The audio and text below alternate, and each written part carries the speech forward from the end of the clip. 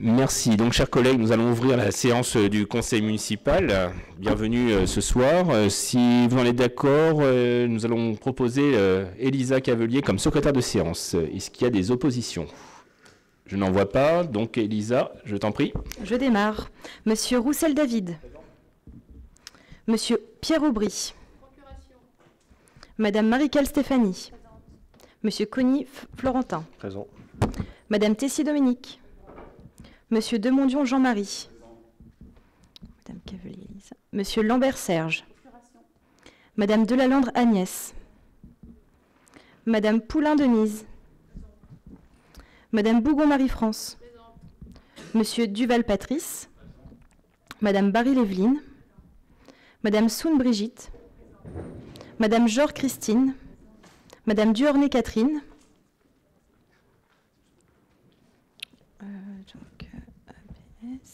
Madame Poussier-Vinsbach. Okay. Monsieur Maheu-Reynald. Madame Vengeon-Stéphanie.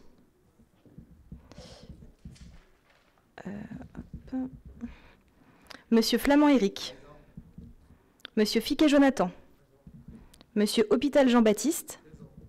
Monsieur Valérie Mathias. Madame Lepelletier-Montaine. Monsieur Louis-et-Jacques. Madame Carl Lambert-Chantal. Madame Ligodan-Laure Isabelle Laure, pardon. Monsieur Patry-Emmanuel. Madame Martin-Bénédicte. Madame Cuisnier-Céline. Monsieur Boscos Ismaël. Monsieur Fournier-Victor. Et Madame Tréberne Heidi Anouchka. Je vous remercie. Merci Elisa. Donc nous allons commencer par l'adoption du procès-verbal de la séance du 17 octobre 2022. Est-ce qu'il y a des remarques? Oui. Pardon, excusez-moi. Je n'ai pas de remarques sur le procès-verbal. En revanche, j'ai une remarque sur la manière dont nous sont transmises les délibérations.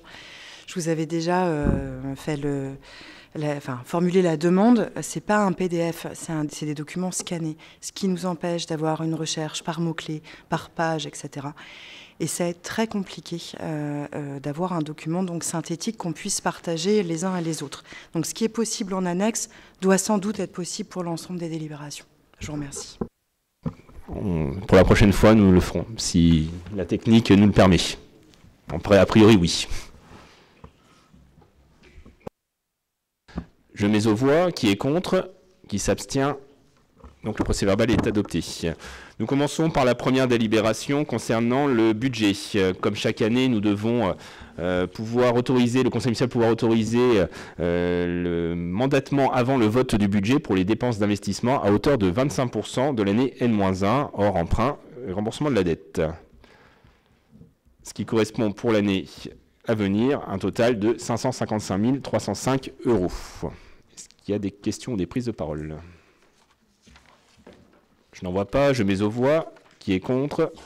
Qui s'abstient? Unanimité, merci.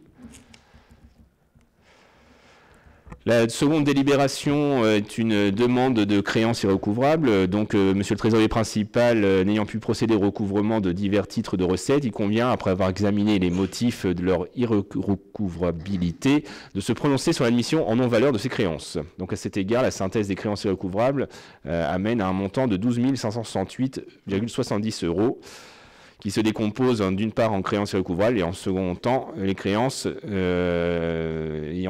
créances éteintes. Nous invitons à en délibérer. Est-ce qu'il y a des prises de parole? Je n'en vois pas. Juste une petite remarque. Vous constaterez que les montants sont quand même plutôt faibles, 12 000 €. C'est-à-dire qu'il y a vraiment un travail en amont de qualité de titrage, donc l'émission des titres, permettant le bon recouvrement de ces derniers. Je mets aux voix. Qui est contre? Qui s'abstient? Unanimité, merci. La délibération numéro 3 concerne la décision modificative, donc la seconde. Nous avions pu nous séparer le 17 octobre avec une situation un peu compliquée sur notre budget, puisque nous avions eu à la fois et l'inflation, nous avions pu en débattre, et surtout le coût de l'énergie qui avait très largement augmenté, nous laissant une difficulté de 800 000 euros. Vous aviez pu constater aussi les demandes que nous avions fait via la préfecture, mais aussi les parlementaires, hein, et Madame Poussier-Winsbach était en séance également pour pouvoir attirer enfin l'attention du gouvernement et de l'État sur les situations particulières des villes moyennes.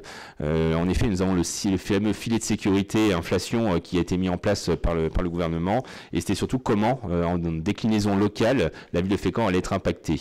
Alors nous avons quand même une bonne nouvelle. Alors si la délibération montre un aspect plutôt technique, la bonne nouvelle, c'est qu'en effet, nous avons être bénéficiaires de ce filet de sécurité à hauteur de, à minima, de 692 000 euros, dont 192 000 euros sur l'exercice 2022 à titre d'acompte. Donc c'est quand même plutôt une bonne nouvelle, et ce montant sera susceptible d'évoluer en fonction du compte administratif que nous allons pouvoir présenter en début d'année. Donc c'est plutôt une bonne nouvelle, et en tout cas l'État a joué son rôle de régulateur, ce que j'ai pu évoquer tout à l'heure hors séance, puisqu'en effet la difficulté des collectivités de Fécamp n'est pas unique, et c'est bien l'ensemble des collectivités qui a été impacté, et nous allons pouvoir faire face au moins cette année, ce qui n'empêche qu'il faut quand même continuer nos mesures de sobriété énergétique qui, je rappelle, font quand même une économie de 3 000 euros par jour, donc soit 200 000 euros juste sur la seule année 2022. Je vous invite à en délibérer. Est-ce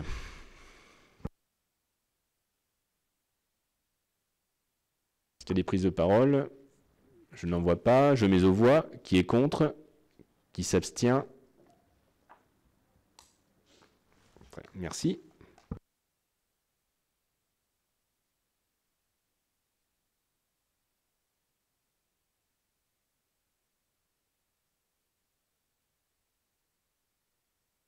Délibération suivante concerne la GEPU, donc c'est la gestion des eaux pluviales urbaines. Vous avez pu le voir notamment lorsque nous avions eu le rapport de la Chambre régionale des comptes, c'était le budget général qui devait abonder les budgets annexes à hauteur du montant de la GEPU. Désormais transféré à l'agglomération, nous devons donc pouvoir le transférer, devoir également y mettre le financement adéquat. Donc nous invitons à en délibérer pour une contribution versée à la régie de l'assainissement collectif pour les années 2021 et 2022 pour le montant de 220 000 euros en fonctionnement. Et décider aussi la contribution versée à la régie d'assainissement pour l'exercice 2021 et 2022 pour un total donc de 220 000 euros en investissement également. Nous invitons à en délibérer. Est-ce qu'il y a des prises de parole ? Je n'en vois pas. Je mets aux voix. Qui est contre? Qui s'abstient? Unanimité, merci. La délibération suivante concerne le tableau des emplois. Donc nous sommes en fin d'exercice et nous avons les promotions qui vont être publiées pour nos agents. Donc il convient de créer notamment des postes, notamment sur un certain nombre de promotions en catégorie C. Nous avons aussi quelques recrutements. Comme à chaque fois, un tableau des emplois permet de créer des emplois avant de les pourvoir. Donc nous avons des recrutements en espace vert, un recrutement aussi d'un juriste et également un recrutement en secrétariat général suite à des départs en retraite. Je vous invite à regarder le tableau et me tiens à votre disposition. Nous invitons à en délibérer. Est-ce qu'il y a des prises de parole? Je n'en vois pas. Je mets aux voix. Qui est contre? Qui s'abstient? Unanimité, merci. La délibération suivante concerne l'adhésion à l'ADAS, à l'Association départementale d'action sociale de Seine-Maritime. C'est donc l'organisme qui permet à nos agents de bénéficier de prestations sociales et culturelles. Donc le montant reste inchangé, c'est-à-dire c'est un montant forfaitaire proportionnel à la masse salariale de 0,70%. Nous invitons à en délibérer. Il y a des remarques particulières? Je n'en vois pas. Je mets aux voix. Qui est contre? Qui s'abstient?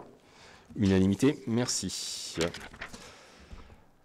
Alors, délibération suivante est plutôt d'ordre pratique. Nous avons eu, depuis le début de la crise Covid, délocalisé notre conseil municipal dans cet endroit.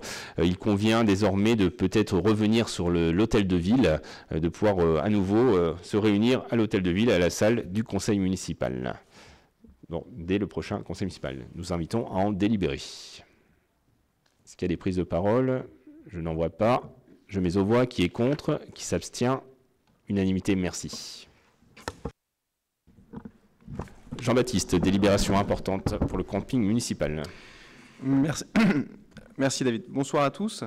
Le 14 février 2003, le conseil municipal a délibéré favorablement pour que le camping soit soumis à la procédure de délégation de service public. Cette convention de délégation de service public relative à l'exploitation et à la gestion du camping a donc été établie le 30 juin 2003 entre la ville et la SARL, le domaine de Renéville.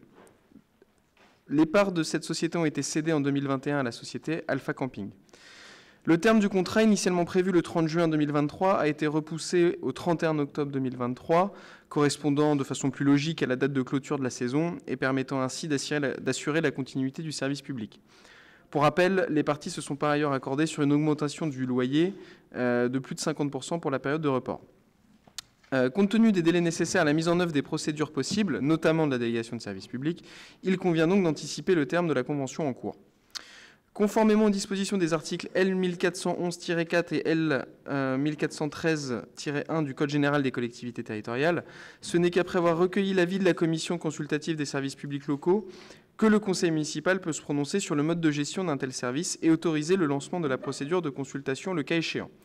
Ainsi, la commission consultative s'est réunie le 16 novembre 2022 et a émis un avis favorable au projet de délégation de service public du camping de Fécamp. Par ailleurs, le comité technique paritaire de la ville s'est lui réuni le 19 octobre 2022 et a également émis un avis favorable au projet de délégation. Il revient maintenant au conseil municipal de se prononcer sur le principe de cette délégation dont les caractéristiques essentielles sont présentées dans le rapport annexé au présent.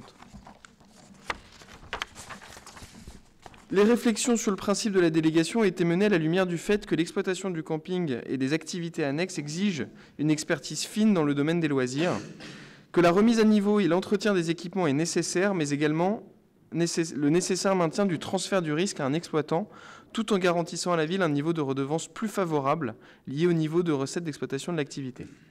Pour ces motifs, la gestion en concession de service public, et ce sous la forme de délégation de service public, apparaît comme étant le mode d'exploitation le plus pertinent, avec une durée projetée de la convention de 6 ans maximum. Les mécanismes contractuels seront adaptés afin de garantir à la ville une maîtrise de son patrimoine immobilier et immobilier, en particulier s'agissant du régime des biens en fin de contrat et de leur état.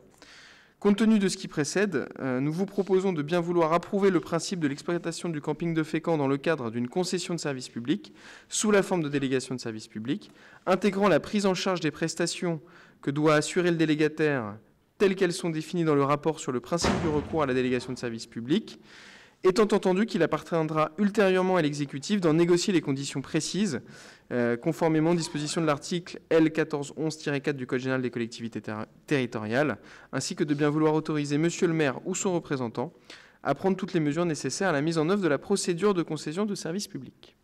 Nous vous invitons à délibérer. Merci Jean-Baptiste. Délibération importante pour la reconduction de notre délégation de service public. Est-ce qu'il y a des prises de parole ? Oui, donc nous allons voter pour le principe, il n'y a aucun sujet. Je réitère ma demande, sans entrer dans les détails de nos échanges qu'on a eu lors de la commission consultative des services publics locaux, de demander en tout cas aux postulants aussi une offre à 6 ans ferme. Il y a un petit flou dans nos échanges, entre guillemets, mais voilà, moi, à titre personnel, je trouvais que ce serait intéressant d'avoir au moins cette option-là, même si elle n'est pas retenue. Il faut savoir que dans toute la démarche qui a été effectuée, nous sommes fait assister. Nous sommes fait assister par une assistance administratrice d'ouvrage, justement pour pouvoir avoir une expertise sur ce domaine-là. Et les conclusions sont plutôt de 4 ans avec une reconduction jusqu'à 6 ans. C'était un peu le débat que nous avions lors de la commission.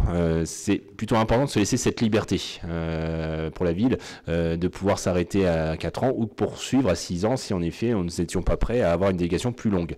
Là, on est est sur une phase transitoire.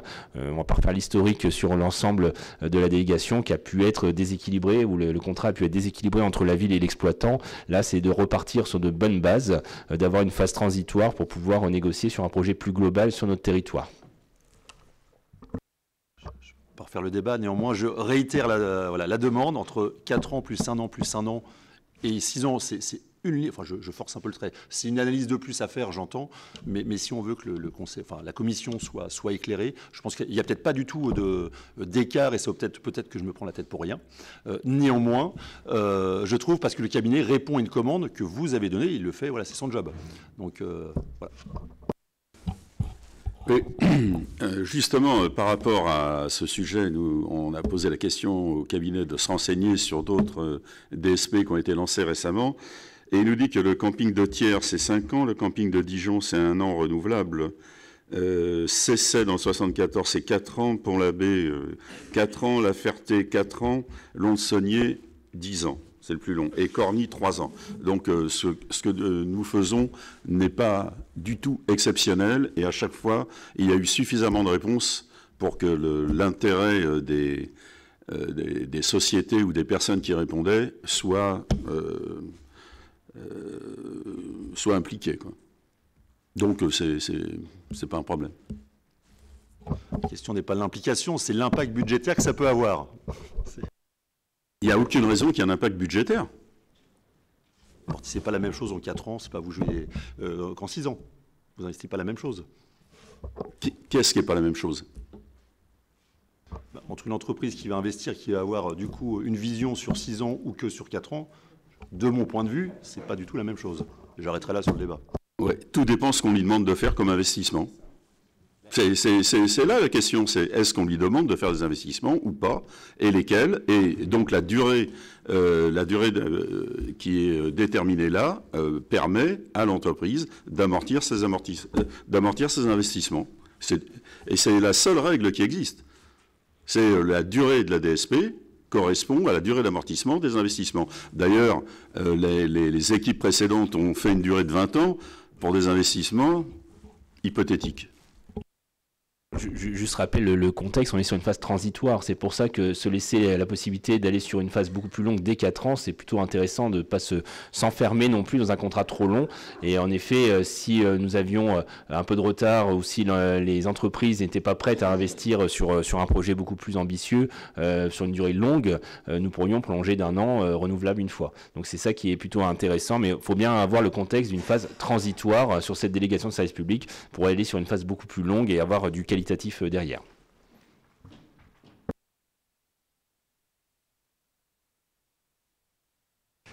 Merci. Est-ce qu'il y a d'autres prises de parole?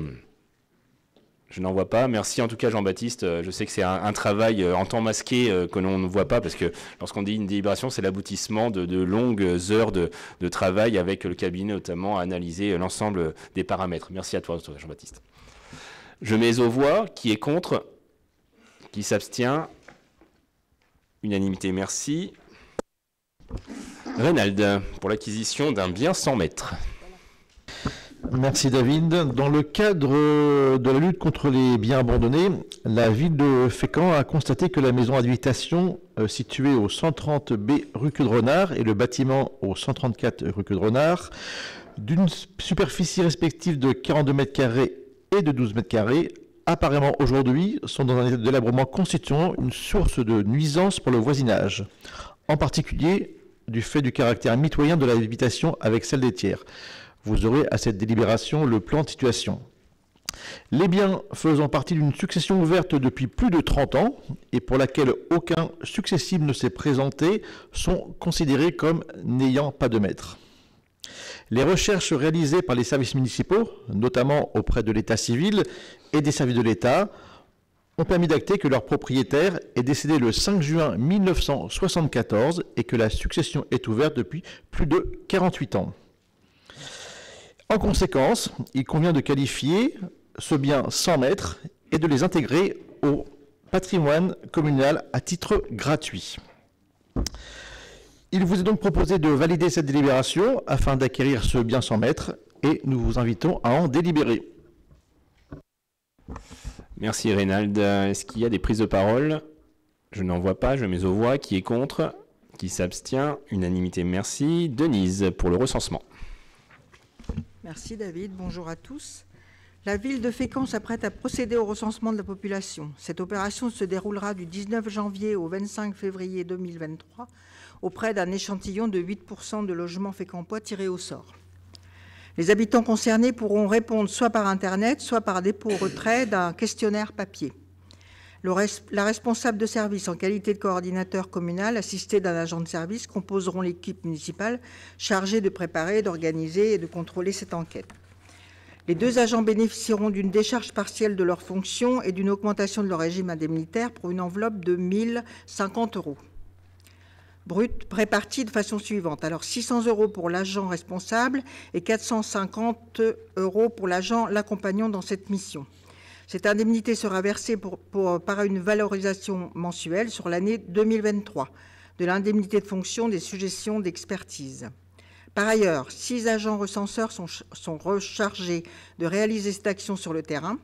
Ces agents bénéficieront des indemnités versées sur la base de la dotation forfaitaire d'État prévue à l'article 30 du décret 2003-485 et des taux individuels fixés pour l'année 2023. 1,90 € par bulletin individuel rempli et 1,30 € par feuille de logement remplie. La collectivité versera également aux agents recenseurs un forfait de 95 € au titre des frais de transport. Un forfait pour une séance de formation et une rémunération correspondant respectivement à 2 ou à 4 heures au taux du SMIC en vigueur pour la journée de repérage. Le montant de la dotation forfaitaire sera versé par l'État à notre commune. Assurer l'organisation de cette enquête à 3 557 € au titre de l'année 2023. En conséquence, nous vous proposons de bien vouloir approuver le versement des indemnités définies ci-dessus aux agents composant l'équipe municipale chargée d'organisation de ces opérations. Approuver le versement de la rémunération définie ci-dessous aux agents recenseurs et nous vous invitons à en délibérer. Merci Denise. Est-ce qu'il y a des prises de parole? Je n'en vois pas, je mets aux voix. Qui est pour? Qui est contre? Qui s'abstient? Unanimité, merci. Florentin, pour la demande d'extension d'un élevage de vaches laitières à Ypres-Biville. Encore une délibération ô combien importante pour le conseil municipal. Donc c'est une demande d'extension d'un élevage de vaches laitières à Ypres-Biville, le ARL du Montjoyeux, l'élevage Anctil. Donc une fois par an, souvent au sein du conseil municipal, on a une demande d'avis ICPE ça arrive à peu près tous les ans. Donc cette année, c'est pour l'extension de cet élevage à Ypres-Biville qui passe de 145 vaches à 220 vaches. Donc pour votre bonne information, quand vous êtes au-dessus de 150 vaches, du coup, vous êtes soumis à enregistrement au titre de l'ICPE, et au-dessus de 400, c'est un régime d'autorisation. Donc il y a une enquête publique qui est menée et on demande à ce que le conseil municipal émette un avis là-dessus. Donc on peut inviter les personnes à en délibérer. Juste avant, vous dire que oui, ce qu'explique la délibération, c'est que au-delà de l'augmentation du nombre de vaches, vous avez une augmentation du corps de ferme et l'installation de robots complémentaires. Parce que, en fait, le sujet, pourquoi il y a une ICPE sur ce sujet-là, c'est parce qu'il y a des épandages qui sont faits autour d'Ypres-Biville. Après, la question de est-ce que ça relève de la ville de Fécamp sur un épandage qui a lieu autour d'Ypres-Biville, la question se pose, je pense, en termes administratifs. Mais voilà. Donc, on vous invite à en délibérer. Merci Florentin. Est-ce qu'il y a des prises de parole? Oui. Martin. Oui, vous avez raison, la question se pose. Moi, je suis très gênée par cette délibération parce que, comme vous l'avez rappelé, elle est dans le cadre d'une enquête publique sur cette demande d'enregistrement qui ne porte pas tant sur les bâtiments ni sur l'agrandissement, mais bien sur l'extension de la zone d'épandage, qui est un vrai sujet, pour Fécamp, du fait de la ressource, du fait de la zone de captage en eau. Donc, dans le cadre de l'enquête publique qui s'est terminée qui a été ouverte le 31 octobre, qui s'est terminée 30 jours plus tard, Les conseils municipaux ont bien 15 jours, hein, si je ne m'abuse, pour rédiger un avis. Sauf que cet avis est normalement la formulation d'observation, un avis qui est éclairé, un débat, pourquoi pas une controverse, un avis éclairé, quelques experts peut-être qui pourraient nous rassurer sur les risques que cela constitue. Or là, en fait, vous nous demandez simplement de voter pour ou contre. Mais vous n'avez, vous, en tant que responsable du développement durable de la ville de Fécamp, aucune observation à émettre sur le sujet. Et c'est là où je ne comprends pas, en fait. Vous nous demandez simplement de voter pour ou contre. Il n'y a aucune observation. Alors, pour ma part, je pense, sous le contrôle des services et de Julien, quand on nous c'était un peu le sujet de mon propos. Quand l'administration de l'État nous envoie ça, il nous balance quelque part. Il nous envoie ces informations-là un peu brutes de décoffrage. Et du coup, techniquement, on obtient ces informations toujours à la dernière minute de la part des services de l'État, et ce qui ensuite entraîne des délibérations où effectivement on n'a pas forcément d'avis à donner sur le sujet, qui est un sujet qui est plutôt un sujet, je pense, au niveau de l'agglomération, et qui est un sujet qui est en lien avec Ypreville-Biville en tant que tel. Et souvent, le sujet, c'est quand même que on reçoit brut de pomme, si je puis dire, ces éléments administratifs-là, et qu'on doit très rapidement les traiter pour les passer en conseil municipal. Mais ça mériterait, je pense, honnêtement, un accompagnement en toute franchise de la part des élus et du lien entre administration préfectorale et élus pour pouvoir permettre, comme vous dites, un débat. Je pense que les préfectures sont peu dotées et nous envoient, ou envoient en tout cas à la direction générale, peu d'éléments pour répondre à ces sujets-là. Et c'est vrai qu'un accompagnement complémentaire serait un véritable plus pour pouvoir répondre et proposer quelque chose et pouvoir mieux se fournir sur ces sujets. On siège depuis un certain nombre d'années, de mémoire, c'est la première fois qu'on délibère sur un tel sujet. Donc, en effet, c'est pourquoi l'État nous demande, nous, collectivités, de délibérer. On peut se poser aussi la question sur le partage de responsabilités. Je pense qu'on en est là, surtout l'enjeu il est là, c'est à quel moment chacun prend sa responsabilité entre l'autorisation qui peut être délivrée par une administration et les conseils municipaux élus. Pourquoi, à un moment donné, on partage la responsabilité entre les deux? Ça, c'est la vraie question. Maintenant, on nous demande de le faire, parce que c'est la réglementation qui nous demande de le faire. On peut aussi renoncer, on peut dire non aussi, si on le veut, mais on n'a aucun avis éclairé par rapport à cette situation-là. On n'a aucun élément technique, hormis l'enquête publique qui a été menée. C'est la seule chose qu'on a aujourd'hui pour pouvoir débattre de ce sujet-là. Mais l'enjeu, il est vraiment sur le partage de la responsabilité, très clairement. Allez-y. Alors moi, du coup, j'ai lu avec attention le dossier rédigé par la Chambre d'agriculture, donc par la FNSEA, hein, parce que quand même le lien est assez évident. Il y a quand même des zones extrêmement inquiétantes. Enfin, on ne peut pas, ville de Fécamp, se prononcer pour, alors que vous me dites vous-même qu'en tant qu'adjoint, il vous manque des éléments. Moi, je vous demande de reporter cette délibération, notamment parce que conjointement, concomitamment, et sur un sujet qui est pas du tout annexe mais connexe, on a l'ouverture d'une enquête publique sur le programme de protection de la zone de captage sur la source Fécamp-Goyer. Ça, vous n'en parlez pas dans la délibération. Cette enquête publique a démarré le 1er décembre, elle se termine le 21 décembre.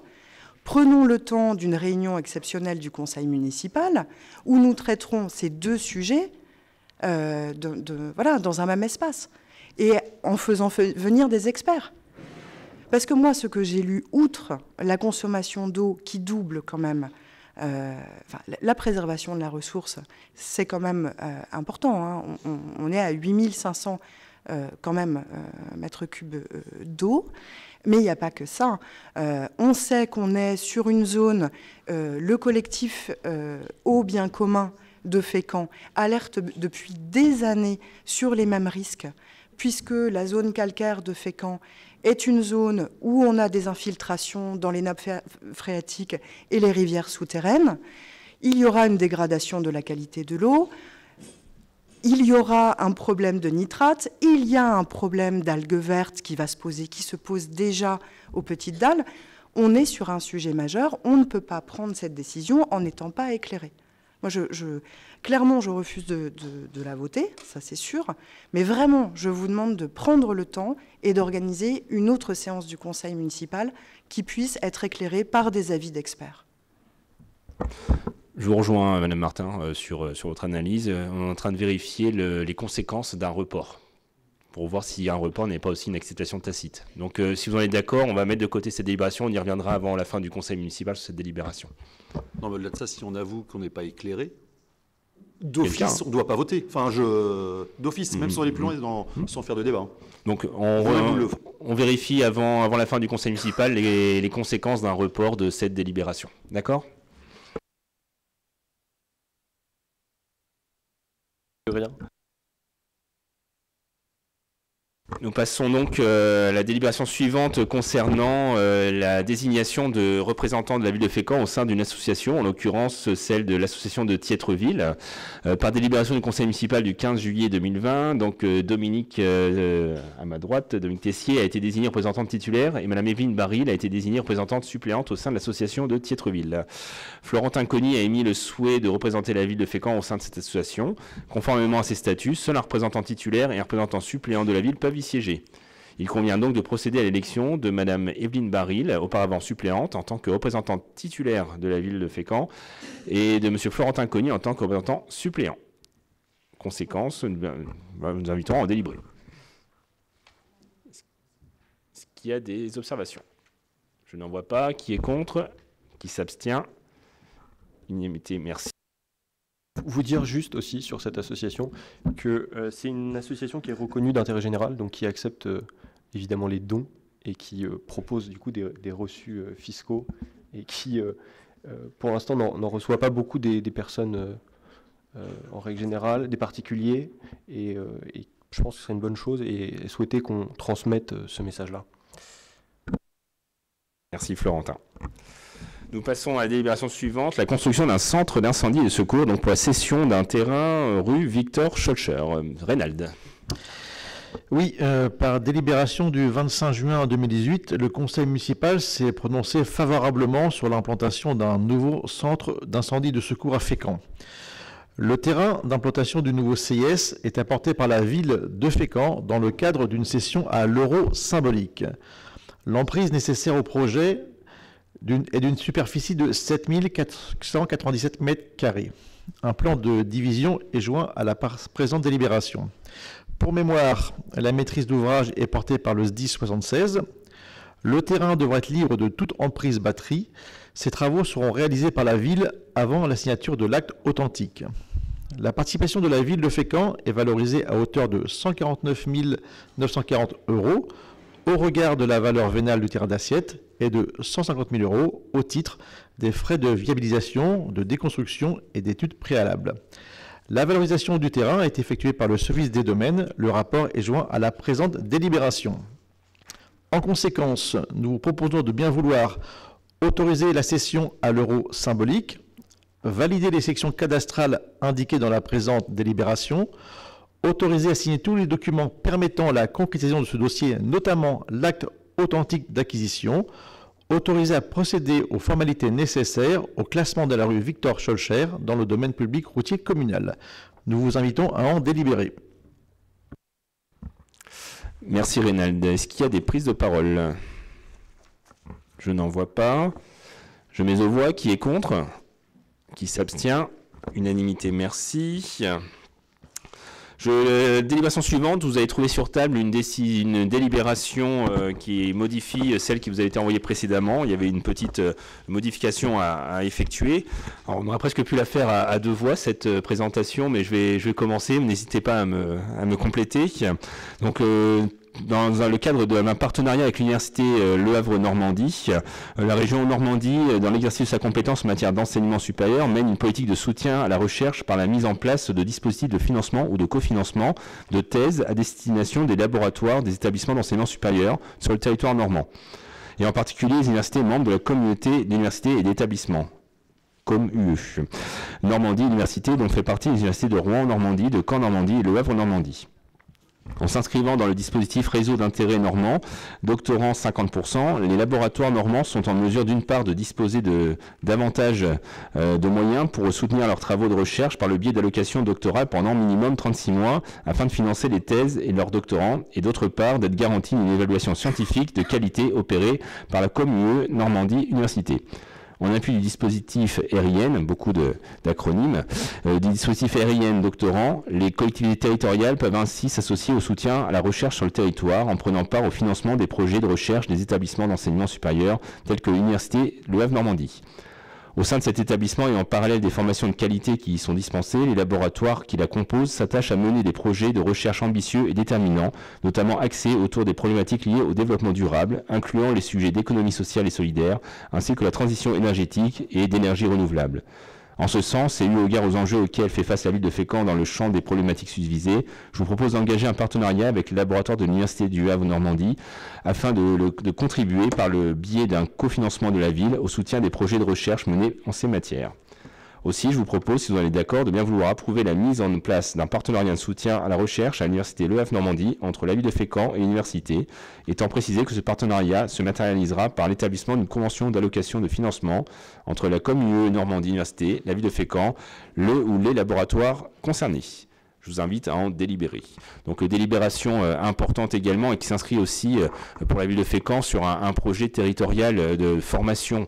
L'université du Havre étant celle qui est la plus proche de notre territoire, il est important aussi que la ville de Fécamp puisse s'associer également à tous ces dispositifs de formation et qu'on ait un lien entre l'université, la recherche et l'application, c'est-à-dire les collectivités. Nous avons parlé aussi sur d'autres sujets, et moi j'y vois aussi un intérêt au-delà des recherches qui vont être menées, c'est aussi dans des recrutements. Là, on voit aussi futur. Nous avons pu évoquer récemment des difficultés de recrutement parmi nos cadres, nos ingénieurs. Et là, c'est le moment ou jamais de pouvoir aussi promouvoir nos collectivités auprès des universités pour que les jeunes diplômés puissent en effet pouvoir s'intéresser à nos collectivités et peut-être à notre territoire en particulier. Donc, je vous remercie de votre attention. Je vous invite à en délibérer.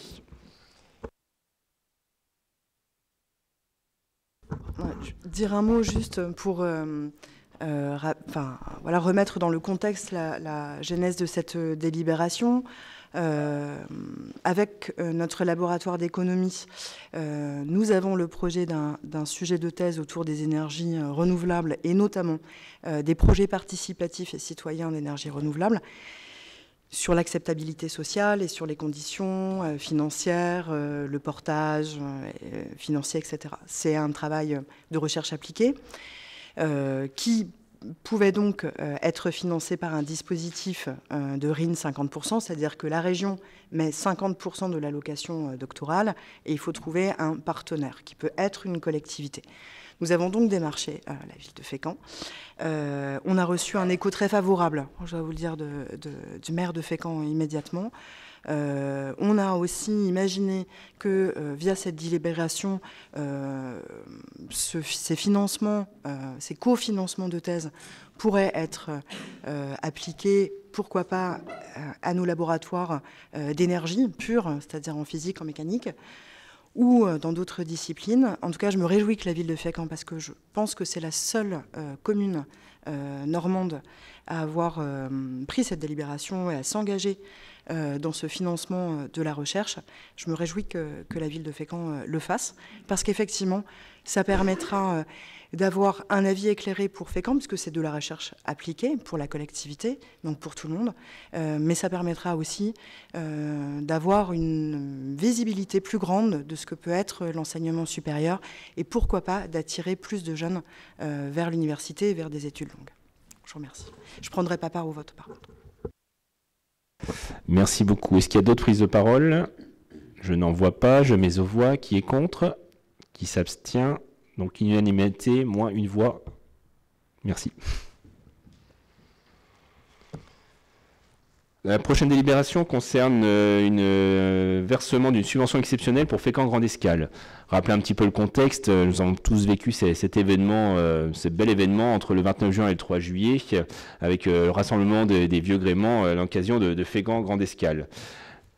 Nous avons, avec l'association, parce qu'on rappelait quand même que c'est une association, avec à sa tête aussi un conseil de surveillance dans lequel siègent plusieurs élus municipaux, dont Pierre qui le préside, ont pu suivre l'ensemble de la genèse de cette manifestation et de cet événement, et surtout de se projeter vers l'avenir.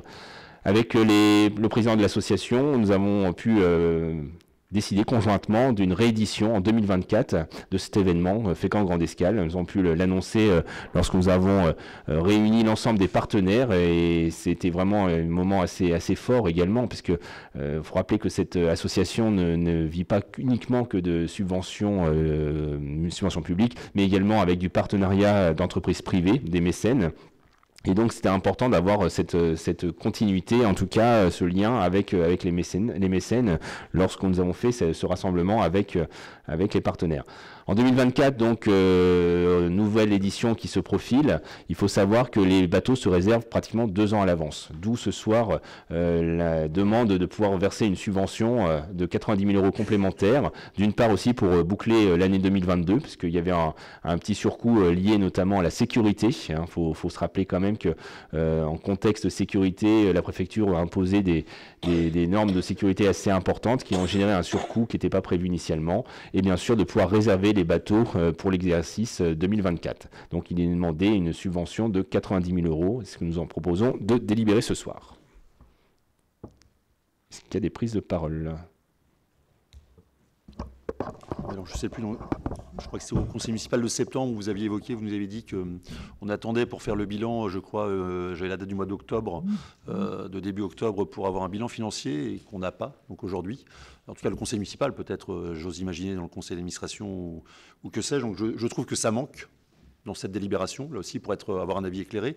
Et de même, dans cette subvention de 90 000 €, on fait à la fois rattraper un peu le passif de cette année, et aussi pour l'avenir, on n'a même pas du coup le détail de ce qui impacte l'un et l'autre. Je pense que ça, vous devez l'avoir, ainsi que peut-être les surcoûts engendrés pour la ville. Voilà, donc là, on parlait d'avis éclairés. Je trouve que ça des fois, on trouve vraiment dans le niveau de détail, et là, on ne l'a vraiment pas, quoi. Alors, faut savoir que les comptes qui nous ont été présentés par l'association, c'est au 30 octobre, et ce sont des comptes provisoires parce qu'ils ont un exercice comptable au 31 décembre. Donc, c'est les comptes arrêtés au 30 octobre qui laissent un manque de 80 000 € pour l'association. C'est le prix, sachant que sur les 80 000 €, on est à plus de 70 000 € de surcoût sécurité. C'est-à-dire que le coût pour réserver des bateaux serait que 10 000 €, ça va passer, on ne va pas réserver beaucoup de bateaux. Comme je vous indique, il n'y a pas que les financements de la ville de Fécamp. La ville de Fécamp n'est qu'un financeur. L'association a démarché aussi d'autres financeurs, qu'ils soient privés ou publics, et la contribution de la ville de Fécamp sera de 90 000 € pour les deux. Aujourd'hui, l'association, pour l'exercice, pour l'édition 2022, c'est 80 000 € de manque. Ce qui n'est pas non plus un déficit exceptionnel non plus, et qui était lié à plus de 70 000 € pour les frais de sécurité engendrés. Transparence, je n'ai pas plus d'éléments à vous communiquer, hormis les détails des comptes que je tiens à vos dispositions, mais ce sont des comptes provisoires établis par l'expert comptable chargé par l'association.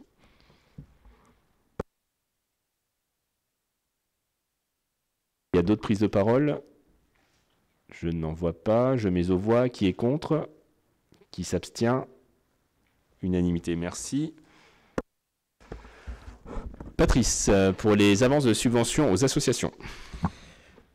Oui, moi, c'est une délibération habituelle à ce moment de l'année. 5 associations ont sollicité une avance sur la subvention municipale qu'elles sont susceptibles de percevoir en 2023. Ces avances doivent leur permettre de faire face aux dépenses de fonctionnement du premier semestre 2023. Dans l'attente du vote du budget primitif 2023, elles sollicitent donc le soutien de la ville de Fécamp sous forme d'avance de subvention. Alors, les demandes concernent l'association Exister pour 15 000 €. Le montant de la subvention de fonctionnement pour l'année 2022 était de 18 050 €. Aransor, 30 000 € pour 135 000 de subvention en 2022.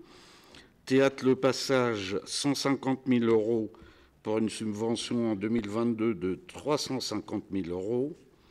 Fécamp Plus demande 70 000 € pour une subvention en 2022 de 113 600 € et l'USF Basket demande 8 500 € pour une subvention de 6 732 € en 2022. En conséquence, nous vous proposons le versement des avances de subvention suivantes. Exister 15 000 €, Aransor 30 000, Théâtre Le Passage 150 000, 70 000 pour Fécamp Plus et 6 000 pour l'USF Basket. Nous vous invitons à en délibérer. Merci Patrice. Rappelez que ces avances de subvention seront versées tout début janvier. Donc nous prenons à délibération la décision aujourd'hui, mais pour des subventions versées en début janvier qui correspondent surtout pour nos associations à une avance de trésorerie, puisque ces associations ont des salariés et ils ne peuvent pas se permettre d'attendre en effet le mois d'avril le versement des subventions définitives avec le vote du budget. Rappelez également que vous avez pu entendre l'association Exister bénéficie de cette avance de subvention, montre bien le soutien de la ville de Fécamp à cette association. Nous invitons à en délibérer. Est-ce qu'il y a des prises de parole? Je n'en vois pas. Je mets aux voix. Qui est contre? Qui s'abstient? Unanimité, merci. Stéphanie, pour l'école municipale de Voiles. L'école municipale de Voiles propose à l'année une activité sportive nautique pour des jeunes et adultes. Et afin de leur permettre de naviguer et de participer aux différentes régates, les sportifs doivent être titulaires d'une licence sportive leur permettant également de bénéficier d'une assurance. Ces licences dépendent des tarifs fixés par les fédérations françaises de voile. Elles sont achetées par la ville à la fédération et sont revendues aux adhérents de l'école municipale de Voiles. C'est ainsi que les tarifs pour les licences pour l'école de sport voile sont fixés de la façon suivante. Du 1er janvier 2023 au 31 décembre 2023, 30 € pour la licence jeune, 60 € pour la licence adulte et 12 € pour le passeport voile. En conséquence, nous vous proposons de bien vouloir adopter les tarifs des licences pour l'école de sport voile tels que définis ci-dessus et approuver l'achat et la vente de ces licences suivant les tarifs ainsi fixés. Nous vous invitons à en délibérer. Merci Stéphanie. Est-ce qu'il y a des prises de parole? Je n'en vois pas. Je mets aux voix. Qui est contre? Qui s'abstient? Unanimité, merci. Stéphanie, pour la rémunération des directeurs et directrices d'établissements scolaires. En application des dispositions du décret 66-787 du 14 octobre 1966, les directeurs d'école qui assurent en dehors de leur service normal des travaux supplémentaires peuvent être rémunérés par la collectivité bénéficiaire. Il revient dès lors au conseil municipal de la commune concernée de déterminer le montant de cette rémunération dans la limite du taux plafond prévu par le dit décret. Les directrices et directeurs d'école assureront à la demande de la ville de Fécamp et pour son compte la fonction de responsable du temps périscolaire dans leur établissement et permettant d'assurer la bonne mise en œuvre des services organisés par la ville en lien avec les services municipaux, se verront allouer une indemnité correspondant au taux horaire prévu à l'article 5 du décret susvisé. En tenant compte des différentes périodes de vacances scolaires, ces indemnités seront déterminées de la manière suivante. Du 1er janvier 2022 au 7 juillet, 801 € et du 1er septembre 2022 au 31 décembre, 513 €, soit pour l'année 2022, 1 314 € bruts. En conséquence, nous vous proposons, si vous en êtes d'accord, d'autoriser Monsieur le maire ou son représentant à recruter des directeurs d'établissements publics du premier degré de Fécamp pour assurer les fonctions de responsable du temps périscolaire exercées pour le compte de la ville, et bien vouloir fixer leur rémunération de la manière suivante, à savoir 801 € pour le premier semestre et 513 € pour le second, soit un montant total de 1 314 € bruts. Nous vous invitons à en délibérer. Merci Stéphanie. Donc, délibération récurrente. Je vous invite à en délibérer. Est-ce qu'il y a des prises de parole? Je n'en vois pas. Je mets aux voix. Qui est contre? Qui s'abstient? Unanimité, merci. Stéphanie, pour une délibération importante. Le conseil municipal est compétent pour décider de l'implantation et de la création d'écoles sur son territoire. À ce titre, dans le cadre des réflexions conjointes entre l'inspection académique et la ville, un projet de fusion des écoles maternelles du pavillon de l'enfance et élémentaire François Rabelais a émergé. Cette fusion se traduirait par l'implantation des classes de l'école maternelle dans les locaux de l'école Rabelais pour la rentrée scolaire 2023. Le projet de fusion a été travaillé en concertation avec la communauté éducative scolaire des écoles concernées et permettra de faciliter la gestion familiale, notamment par le groupement de fratries et par ce biais l'attractivité et l'accessibilité du groupe scolaire. La concrétisation de ce projet permettra une continuité éducative par la mise en place d'un groupe scolaire de la petite section jusqu'au CM2. Par ailleurs, une démarche d'optimisation et d'amélioration des locaux de l'école François Rabelais a été engagée afin de rendre le bâtiment plus économe et confortable, ainsi qu'une mise en adéquation des locaux pour l'accueil des publics en fonction de leurs besoins et avec notamment l'implantation d'une cour séparée pour les maternelles. Pour la rentrée scolaire 2023-2024, 3 classes maternelles et 7 classes élémentaires devront composer cette école, pour un effectif global d'environ 208 enfants. Les conseils d'école ont donné un avis favorable unanime à ce projet de fusion, en date du 21 octobre pour François Rabelais et du 15 novembre pour le pavillon de l'enfance. La saisine du comité technique de la ville de Fécamp, elle, est intervenue le 30 novembre 2022. En complément des avis favorables des conseils d'école, cette délibération de fusion permettra de poursuivre la procédure menée par l'Éducation nationale, aboutissant avec l'avis du directeur académique des services de l'Éducation nationale. La fusion des 2 écoles aura pour conséquence la fermeture administrative du pavillon de l'enfance, étant précisé que la carte scolaire adoptée par le Conseil du 10 avril 2018 n'est pas modifiée par cette fusion. Les équipes pédagogiques ont été concertées et associées à une démarche de vote pour renommer l'école ainsi fusionnée, et le choix s'est porté sur le nom Simone Veil. Compte tenu de ce qui précède, nous vous proposons de bien vouloir décider de la fusion des 2 écoles du pavillon et de François Rabelais dans les locaux de l'école François Rabelais pour la rentrée scolaire 2023 et procéder à la fermeture administrative du pavillon de l'enfance pour la même rentrée et décider de nommer l'école fusionnée Simone Veil. Nous vous invitons à en délibérer. Merci Stéphanie, délibération importante et surtout, encore une fois, le travail qui a été mené sur le terrain, que tu as mené avec les équipes de la ville de Fécamp, avec les enseignants, l'équipe pédagogique, les parents d'élèves aussi. C'est beaucoup de concertation pour arriver à un résultat pour le bien-être de nos écoliers, puisque en effet, ça répondait aussi à une demande de nombreuses familles qui avaient des fratries, de pouvoir regrouper également les enfants d'une même famille sur un même site. En tout cas, bravo, parce que on avait un projet qui a fait l'unanimité, surtout un nom qui a émergé et qui a été soumis au scrutin, parce que c'est ça qui est important aussi, qui a été soumis au scrutin des utilisateurs, des usagers de cette école. Est-ce qu'il y a des prises de parole? Allez-y, madame, très bien. Donc effectivement, la fusion des 2 écoles, ce sera un confort indéniable pour les parents d'élèves, pour le personnel enseignant et non enseignant. Et ce sera aussi pour la municipalité une économie non négligeable en matière de frais de fonctionnement. Par contre, qu'en est-il pour les plus jeunes qui auront une école maternelle à l'étage? Alors, c'est le cas à Jean-Laurin, mais là, cours de récréation et locaux scolaires sont sur le même niveau. Cet aspect-là a d'ailleurs été soulevé sur un conseil d'école, tout comme les conditions d'accès qui sont un peu difficiles en matière de bus et de stationnement. Et si je pointe ces difficultés, c'est davantage pour mettre en avant une réflexion constructive autour de la sécurité. Voilà, c'est un point crucial dans les écoles. Donc ça, c'était la première chose. Est-ce que je vous énumère tout ou bien on va faire au fur et à mesure? Alors effectivement, nous avons bien conscience de ces 2 points un petit peu délicats. Nous allons installer des petites rampes au niveau de... Vous savez, vous connaissez l'école tout comme moi. Il y a 2 accès. Donc un accès va vraiment être réservé aux maternelles avec des petites rampes qui vont être installées. L'autre sera réservé aux élémentaires.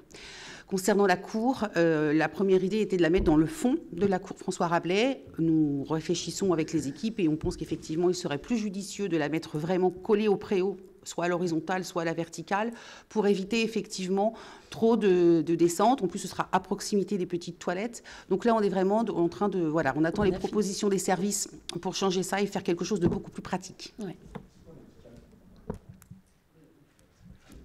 Monsieur Patry, vous voyez l'école comme moi. Voilà. Soit on la met le long du préau dans le même sens que l'école, soit on la met vraiment le long du talus. Voilà. Très bien. Le deuxième point, c'est sur les travaux. Effectivement, est-ce que vous avez réussi à finaliser le projet financier? Parce que quand on en avait parlé en commission, c'était encore flou. Est-ce que vous avez finalisé cette enveloppe globale? Est-ce que vous avez choisi des matériaux éco-responsables, favorisant les économies d'énergie et surtout pour les sanitaires, parce que ça va être quand même un gros budget, les économies d'eau?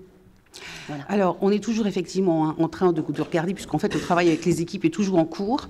Effectivement, l'enveloppe dont on avait parlé au départ comprenait la première idée de cours, c'est-à-dire sur le petit terrain, vous savez, qui est sur le côté.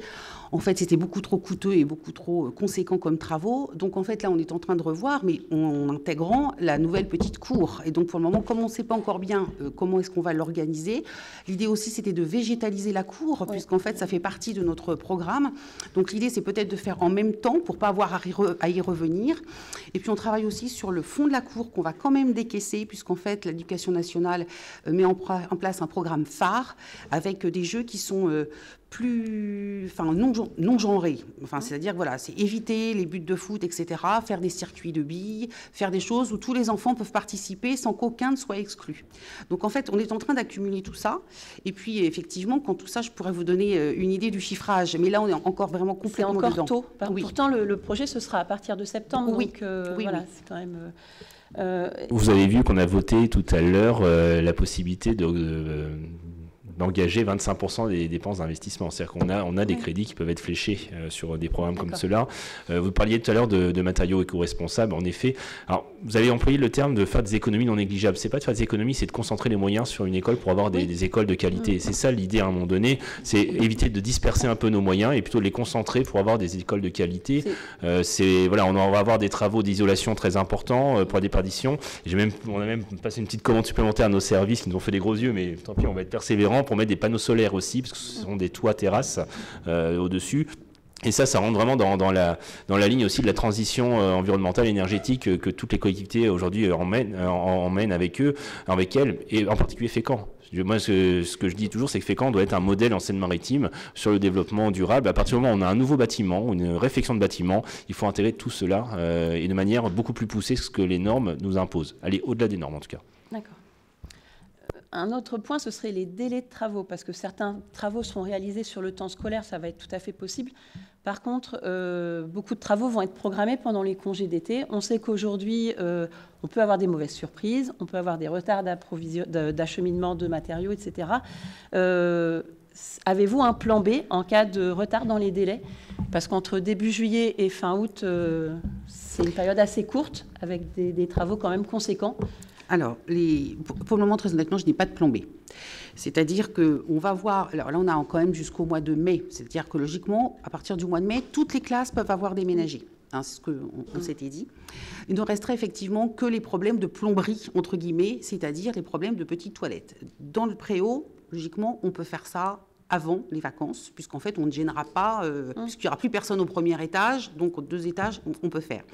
Donc, ne resteront que les toilettes du premier étage. Donc, je vais vous dire qu'on croise les doigts, mais il y a pour le moment des toilettes et il y en aura en bas, de toute façon. Donc, voilà, c'est-à-dire que le plan B, ça peut être on s'adapte pendant le temps que les travaux se terminent. Le rétro-planning est lancé. Je sais que Samuel, qui est devant moi, lui, a déjà ses dates. Et puis, voilà, on va démarrer par l'informatique, faire les réseaux. Et puis ensuite, voilà, dès décembre, les enseignants se sont mis d'accord. On range, on jette, voilà, avec notre aide, évidemment. Et puis, lors de la réunion avec les parents, où nous avons informé tout le monde, des parents se sont même proposés pour aider au déménagement, pour aider à faire les cartons. Enfin, il y a une unanimité autour de ce projet et tout le monde est prêt à participer. Donc, je me dis que, voilà, nous, on va aussi mettre des équipes. On va prendre un vrai déménageur. Ce n'est pas les enseignants ni les agents qui vont manipuler tout ça. On va déménager le mobilier et on prend un déménageur pour que vraiment, plus tout ça soit fait dans les meilleures conditions. Et l'inspection d'académie nous a aussi... on les a sollicités, puisque, évidemment, tant que les enseignants feront leur carton, ils ne pourront pas être devant leurs élèves. Et on va avoir un renfort de l'Éducation nationale. Je crois qu'il y a... Voilà. Alors, pas tout le temps, pas tous les jours, pas tous les enseignants, mais un peu de temps en temps. C'est ce qu'on avait déjà obtenu au moment de la fusion de Halley et Camus et puis le parc. Et ça fonctionne très bien. En sachant que nous, si besoin est, on mettra des renforts. Voilà, on les a vraiment rassurés là-dessus. Un autre point concerne la cantine.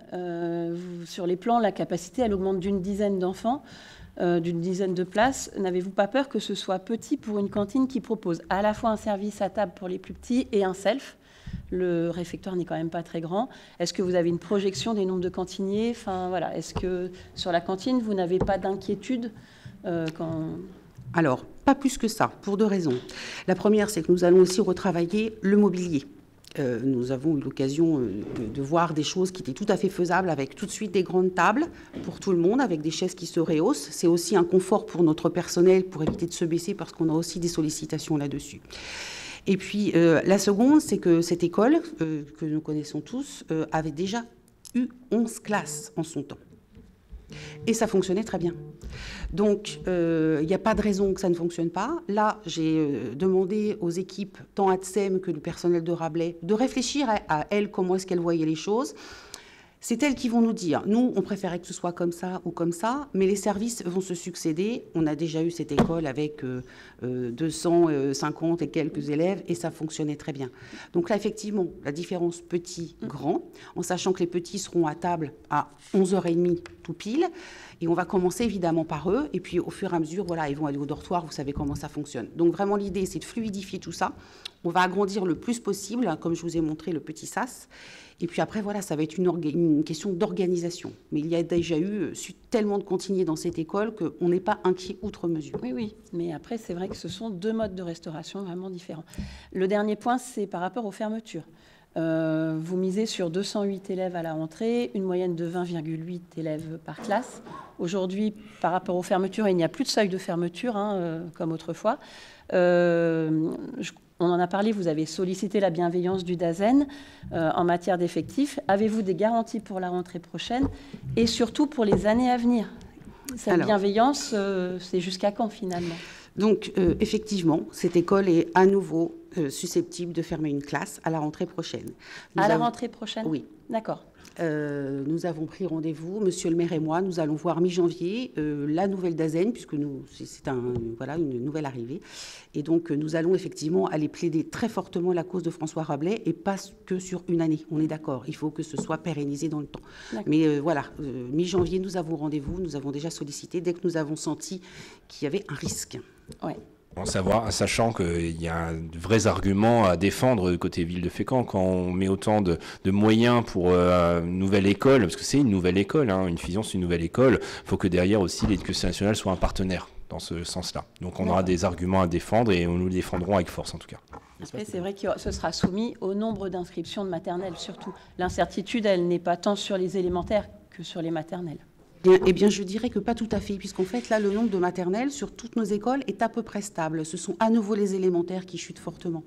Et c'est notamment le cas sur Rabelais, parce que Rabelais seul, s'il était resté seul, c'est sûr, fermer une classe. Oui, oui. Mais après, là où je parlais d'incertitude, c'est en CP, enfin voilà, les 133 élèves, ils sont actés, ils sont notés. En maternelle, vous annoncez une trentaine de petites sections. Avec une incertitude, bien sûr, sur la réalité des inscriptions. C'est ça. D'accord. Merci. Merci. Est-ce qu'il y a d'autres prises de parole? Oui. Martin? Oui, moi je me pose la question de savoir ce que va devenir le bâtiment du pavillon de l'enfance, qui est un bâtiment patrimonial auquel les Fécampois sont très attachés, avec une histoire forte et une identité tout autant impressionnante. Donc, est-ce que vous avez déjà un projet de relocalisation d'un service public ou voilà. Plusieurs hypothèses. Il y a un petit peu tôt encore pour pouvoir l'évoquer en conseil municipal, mais en effet, il y a plusieurs hypothèses. Vous l'avez annoncé, c'est un bâtiment patrimonial, les Fécampois y sont attachés, mais qui se dégrade fortement aujourd'hui par manque d'entretien, tout simplement parce que nous avons un patrimoine architectural, un patrimoine très important. Il faut absolument qu'on puisse requalifier ce lieu-là, et en effet, il faudra reconvertir un lieu qui accueillait aujourd'hui des enfants, demain qui accueillera en effet un autre projet qui peut être public comme peut être privé. Donc on n'exclut rien sur ce site-là en tout cas. Donc il est peut-être un petit peu tôt aujourd'hui pour pouvoir se prononcer, mais les options sont ouvertes.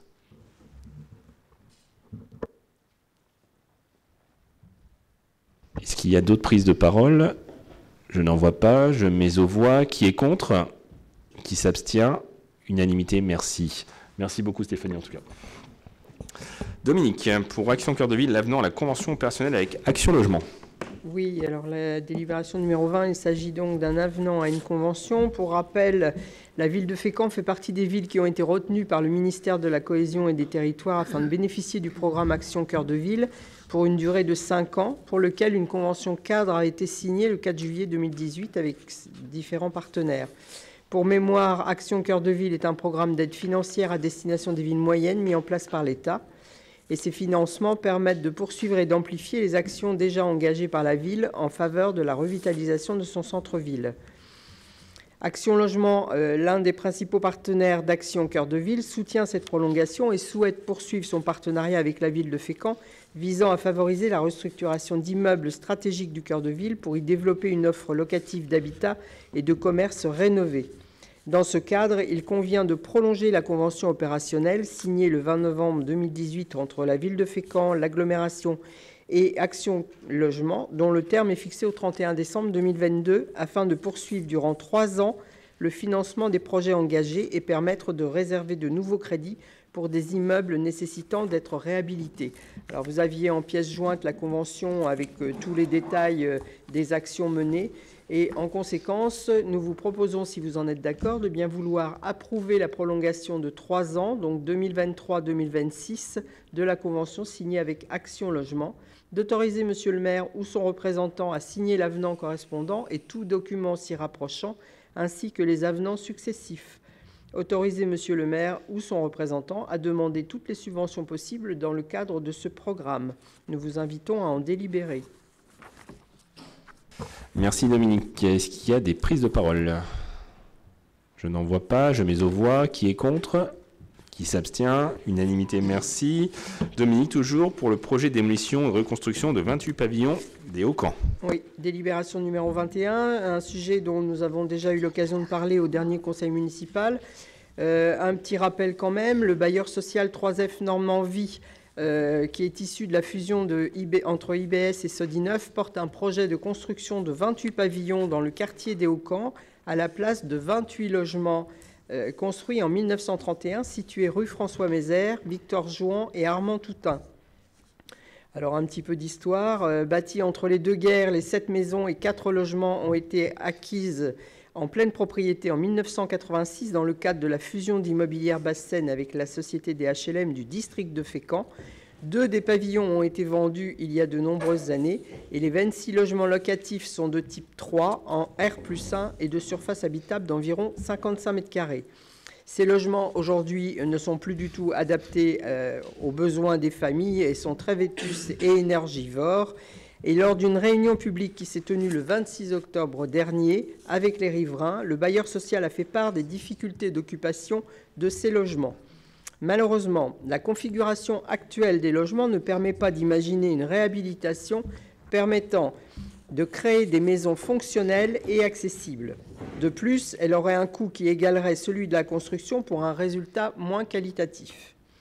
Afin de pouvoir mener à bien ce projet, 3F Normandie démolira l'ensemble des 28 logements existants et prévoit la reconstruction de 28 pavillons. Encore à l'étude, ce projet devrait se composer de maisons individuelles accolées avec garage de type 3 à 5 sur des parcelles de 120 à 250 m². L'objectif est de s'inscrire dans la continuité du projet de renouvellement urbain visant à désenclaver le quartier, notamment en diversifiant l'offre sur des franges de la zone du quartier politique de la ville. Compte tenu de ce qui précède, il est proposé au conseil municipal de donner un avis favorable à l'opération portée par la société 3F Normandie visant à procéder à la démolition des 28 logements des Hauts-Camps situés rue Armand Toutain, François Mézère et Victor Jouan, puis à la reconstruction des 28 nouveaux logements. Nous vous invitons à en délibérer. Merci Dominique. Je vois qu'il y a une prise de parole. Madame Ligaudin. Oui. Non, c'est bon. Bonsoir à tous et toutes. Alors, sur ce sujet-là, je voulais revenir un petit peu sur l'historique et je crois que j'étais déjà intervenue et qu'il y avait eu une réponse de la part de la maire précédente, nous disant que ça pouvait être envisagé qu'il y ait une participation citoyenne dans ce genre de projet et que les gens concernés puissent être participatifs de ce qui peut se créer. Depuis, il y a un collectif effectivement qui s'est monté et qui avait vraiment comme objectif de promouvoir la rénovation, ce qui manifestement semble absolument impossible, avec une dimension patrimoniale et culturelle sur cet espace et ses habitats qui vont dans le même sens que la goutte de lait. Enfin voilà, c'est le même patrimoine à la fois culturel et moi j'ajouterais un peu aussi social. Donc moi j'ai envie de dire 2 choses. La première, c'est que ce serait bien quand même que cette idée qu'il puisse y avoir On a des commissions à la ville, on a une commission à la ville, il pourrait y avoir un groupe sur l'habitat, il pourrait y avoir des gens qui puissent intervenir et parler sur ce que devient la ville et les projets immobiliers ou d'urbanisme, etc., qui nous concernent quand même un petit peu. Que ce qui a fait que ce collectif est né, c'est un manque de transparence et d'information sur ce projet depuis le début, que là on va encore voter quelque chose qui est décidé où personne n'a eu son mot à dire. Et donc moi j'ai envie aussi de repromouvoir une idée qui était lancée, c'est qu'on aurait peut-être pu garder une habitation, en rénover qu'une. Voilà, ça aurait pu être intéressant de penser à ne conserver qu'une seule habitation et la rénover pour garder un patrimoine culturel, et puis effectivement de démolir les autres puisqu'elles sont trop vétustes. Voilà, donc c'est un petit peu une double envie de dire ne pas prendre en considération ce que les gens pensent, c'est pas une bonne idée. Ils ont des idées, ils peuvent être force de proposition, y compris pour la ville et pour plein d'autres projets. Et je pense que c'est important dans une ville en transition d'avoir, comme vous l'avez dit, pour les petites écoles et pour, je sais pas, les jeux non genrés, etc. Enfin, tout ça participe de ce que doit faire une ville si elle veut transitionner sans se perdre ou sans décider pour les autres. Voilà, c'est tout. Merci. Alors, Mme Ligaudin, beaucoup d'informations dans votre intervention. La première sur la concertation. Nous avions en effet été alertés par un collectif. Vous en étiez fait le relais à l'époque. Une réunion publique s'est tenue avec ce collectif, ou les habitants, tout simplement. On parle de collectif, ce sont les habitants du quartier, tout simplement. C'est tenu il y a ça à peu près un mois avec le porteur de projet, avec Normandie notamment, qui a bien voulu se prêter au jeu aussi de la présentation. De nombreux échanges ont eu lieu, plutôt constructifs, et surtout l'engagement du porteur de projet de ne rien faire sans concertation. Donc ça, c'est une première chose. Donc ça peut répondre déjà à votre interrogation, c'est que la concertation, il y en a, puisqu'en effet, les habitants du quartier étaient plutôt inquiets. Alors, au-delà de l'aspect architectural, en effet, il y avait quelques personnes qui auraient voulu conserver un bâtiment, mais après, l'enjeu, c'est savoir, alors qu'on est quand même plutôt en situation très tendue sur le logement à Fécamp, notamment sur du logement, on va dire, neuf, du logement inclusif, qui permet aussi l'accessibilité, qui est quand même assez peu développée sur notre ville, parce qu'on a de l'habitat ancien, quand même très ancien sur notre ville. De se priver d'un projet de 28 logements, ça me paraît quand même un petit peu difficile aujourd'hui de pouvoir obérer un projet de 28 logements neufs pour conserver un patrimoine qui est difficilement réhabilitable, techniquement déjà. Très clairement, le porteur de projet n'a pas voulu décourager, mais a été assez clairvoyant et assez clair sur les difficultés de pouvoir aménager, réhabiliter des bâtiments qui ont une conception d'il y a pratiquement 100 ans, hein. Même une. Les habitants étaient surtout inquiets sur, d'une part, qu'est-ce qu'il va y avoir après? Est-ce que ça, à un moment donné, va modifier la physionomie du quartier? Parce qu'il y a un équilibre aujourd'hui qui se fait sur la vue, sur l'ombrage, c'était beaucoup ça, sur le stationnement. Bref, les usages un petit peu du quartier une fois que le projet serait lancé. Donc nous, on a pris l'engagement en ville de Fécamp, parce que vous parliez d'urbanisme, c'est quand même le maire qui signe encore le permis de construire, qui signe le permis de construire. Et donc, c'est à ce titre-là qu'on aura encore notre mot à dire sur les projets avant de les valider, parce que c'est pour ça que le conseil municipal aussi se prononce, mais qu'en effet, on a l'engagement du porteur de projet de concerter à la fois les habitants et bien sûr les élus.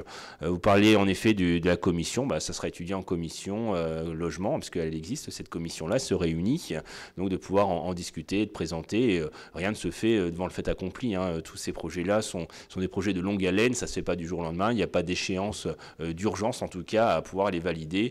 Donc on s'est travaillé en concertation à la fois avec les habitants, avec le bailleur, parce que c'est quand même un bailleur qui va nous proposer 28 logements, ce qui n'est pas négligeable sur le quartier, et en effet avec les élus qui doivent aussi avoir une vision, une stratégie sur l'habitat et sur le logement. Rappelez que ce sont des logements sociaux qui vont être construits donc à loyer modéré. Donc ça va permettre d'avoir des logements neufs pour des familles modestes.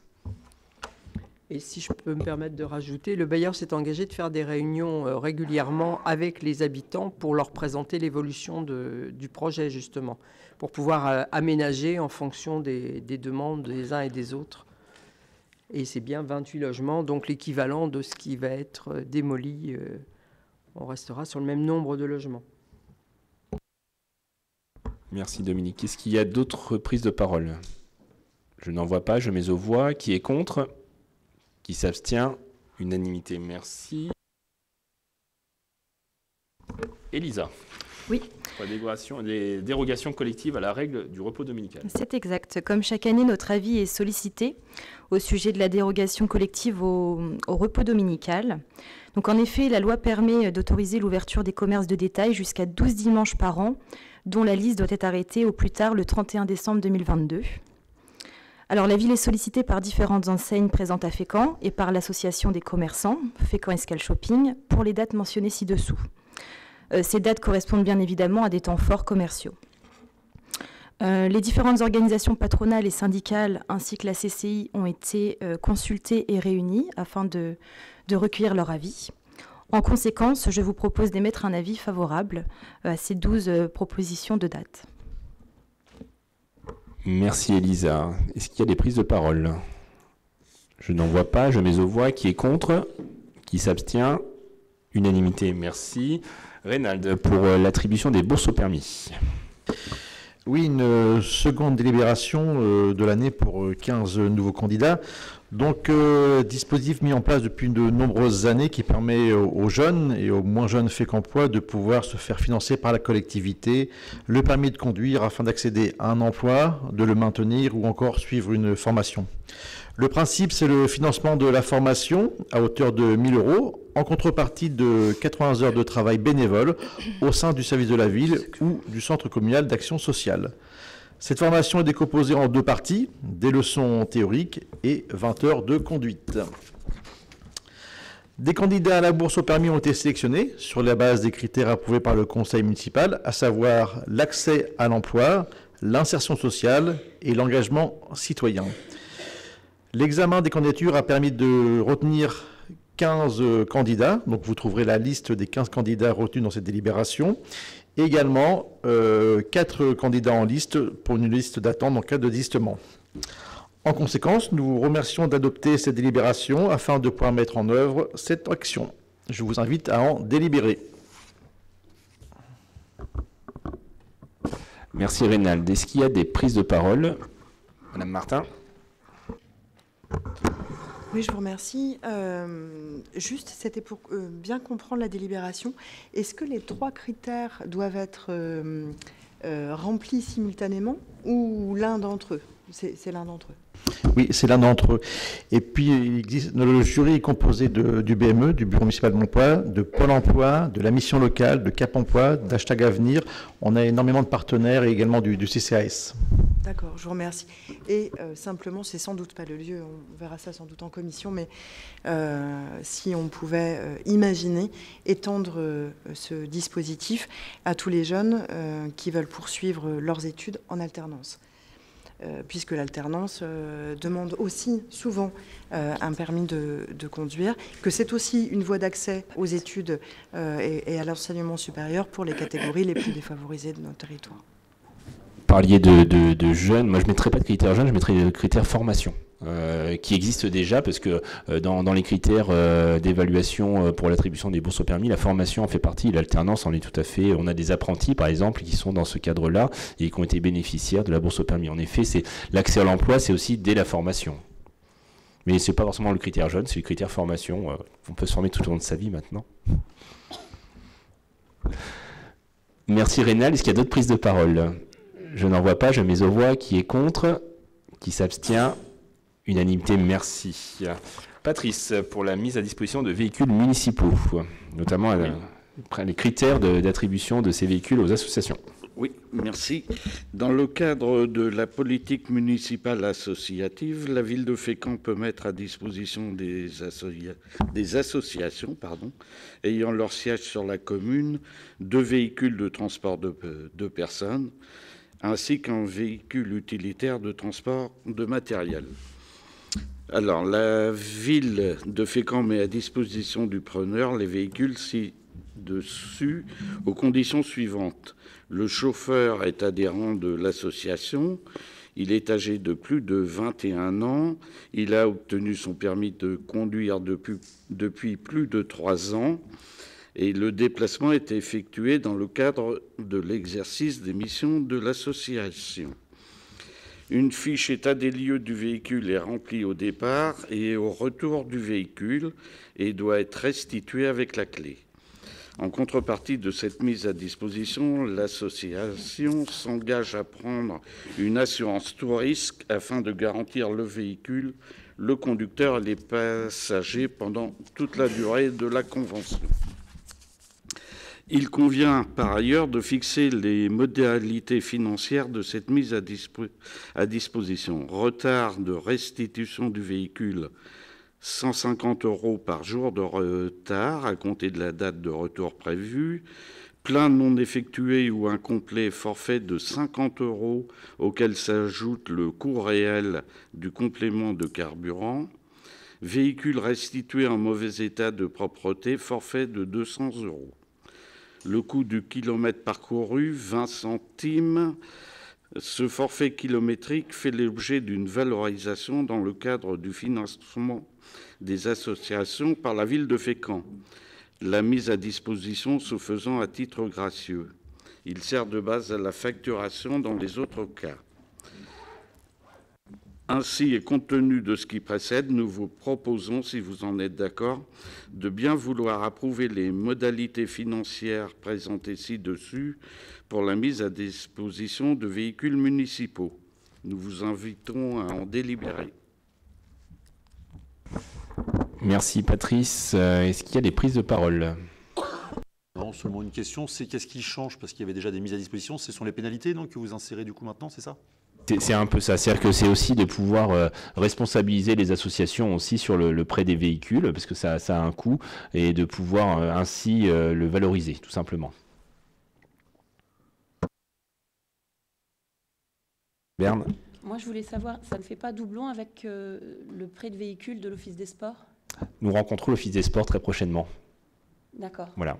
C'est quelque chose qu'on doit clarifier, en effet, savoir qui fait quoi. Là, aujourd'hui, l'Office des Sports a le véhicule, nous en avons aussi. Donc, il va falloir qu'on clarifie ça. Nous le rencontrons très prochainement. De mémoire, de la semaine prochaine, de mémoire. En attendant cette rencontre et les modalités qui pourraient être conventionnées avec l'Office des Sports, il convient de pouvoir adopter cette délibération juste pour fixer un cadre plus facilement applicable, en tout cas. Est-ce qu'il y a d'autres prises de parole? Je n'en vois pas. Je mets aux voix. Qui est contre? Qui s'abstient? Unanimité, merci. Marie-France, pour le Pass Culture. Oui, bonsoir. En 2021, le ministère de la Culture a généralisé le Pass Culture. Ce dispositif à la relance économique et culturelle en facilitant l'accès des jeunes à la culture et en accompagnant l'autonomie de leur choix. À leurs 18 ans, les jeunes bénéficient de 300 € utilisables durant 24 mois pour découvrir et réserver des offres en lien avec le domaine de la culture. Son fonctionnement sous forme d'application géolocalisée a pour ambition de faire découvrir à ce public l'ensemble des offres culturelles disponibles et proches de chez eux. Il propose également une offre sur mesure à chaque jeune en fonction de son profil. En 2022, le dispositif a été élargi aux jeunes de 15 à 17 ans, dotation allant de 20 à 30 € en fonction de l'âge. Le ministère de la Culture et le ministère de l'Éducation nationale, de la jeunesse et des sports ont également développé une version dédiée à tous les élèves depuis la classe de 4e. En août 2022, l'extension du Pass Culture à l'ensemble des élèves dès la 6e a été annoncée. L'objectif de ces mesures est d'accompagner les adolescents vers l'autonomie dans le choix des pratiques culturelles. La mission de service public Pass Culture est pilotée par une société d'action simplifiée dont les actionnaires sont le ministre de la Culture et la Caisse des dépôts et consignations. Elle procède au remboursement des réservations validées par virement tous les 15 jours. La ville de Fécamp est éligible en tant que collectivité territoriale. L'application du Pass Culture constitue une vitrine des offres culturelles locales, gratuites et payantes, et facilite l'accès à la culture des adolescents et jeunes adultes, notamment pour les visites guidées et ateliers du patrimoine, les cours enseignés au conservatoire et à l'EMAP, l'entrée et l'activité au musée, les pêcheries, les concerts et spectacles proposés par la ville. À ce titre, nous vous demandons de bien vouloir autoriser Monsieur le maire ou son représentant a effectué les démarches nécessaires pour inscrire les services culturels concernés par le dispositif Pass Culture, notamment la signature de la convention permettant de formaliser ce partenariat entre la ville de Fécamp et le Pass Culture. Nous vous invitons à en délibérer. Merci Marie-France. Est-ce qu'il y a des prises de parole? Oui. Oui, merci. C'est une délibération évidemment qui est très positive. Simplement, est-ce que nous pourrions nous engager à communiquer sur le Pass Culture? Parce que le vrai sujet, c'est que très peu de jeunes sont au courant, que les collèges ne s'en font pas le relais, les lycées non plus. La carte à tout région, qui a globalement le même principe avec les 20 € cinéma et puis les 30 € culture, a un taux de recours de 50% uniquement. Et c'est la région, elle est donnée à tous les lycéens, sauf qu'il il y a un prix à payer. Enfin, il y a un 10 € à débloquer. Là, c'est gratuit, mais encore faut-il que les jeunes sur le territoire soient au courant. Donc, une page dans le Fécamp Mag, quelque chose sur les réseaux. Enfin, mais là, il faut aider un peu le dispositif, qui est un très beau dispositif, mais pour que les gens s'en saisissent. Parce qu'on pointe du doigt un petit peu l'accès aux droits en général, c'est-à-dire on a des droits, on a des possibilités, mais ils ne sont pas utilisés. C'est vraiment la difficulté. C'est pareil sur l'aide sociale. Je crois me faire l'écho aussi de bourses scolaires qui ne sont pas demandées, alors que de nombreux élèves pourraient y prétendre, de nombreuses familles pourraient y prétendre. Donc en effet, la communication semble essentielle, je l'ai noté pour qu'on puisse en faire un relais au niveau municipal en tout cas. Merci. Est-ce qu'il y a d'autres prises de parole? Je n'en vois pas. Je mets aux voix. Qui est contre? Qui s'abstient? Unanimité, merci. Et Marie-France pour le projet vidéo Devoir de mémoire. La ville de Fécamp a amorcé une démarche de commémoration autour des personnalités déportées pendant la Seconde Guerre mondiale. Cela s'est concrétisé cette année par 3 premiers pavés de mémoire devant les domiciles de Bella Pochès, Monsieur et Madame Litsch, ainsi que leurs familles, en présence de leurs descendants. En 2024, 4 autres pavés seront posés pour mettre en lumière les destins de Suzanne Clément, Aïda et Robert de la Salle et Edmond Dehaye. Dans cette perspective, la ville de Fécamp souhaite sensibiliser les élèves de collège, mais également la population fécampoise au devoir de mémoire. Un projet de réalisation de vidéos de mémoire a été élaboré par le service Archives Patrimoine dans le cadre d'une résidence au Collège Cuvier. Le point de départ du projet sera la stèle des déportés fécampois. Le monument est visible au cimetière et permettra ensuite des recherches historiques au sein des archives municipales.